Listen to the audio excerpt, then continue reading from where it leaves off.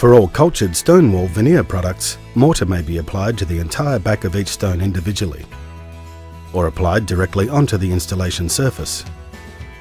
Cover about half a square metre of surface area at a time with an even coat of mortar about 12 to 18 millimetres thick. If preferred, mortar may be applied to both the installation surface and the stones. The key here is to choose a method that ensures you achieve a full setting bed of mortar.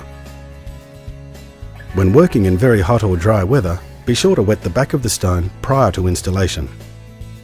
If the installation is to brick, concrete, stone, masonry or a scratch coat substrate, the substrate area should also be dampened before applying the mortar.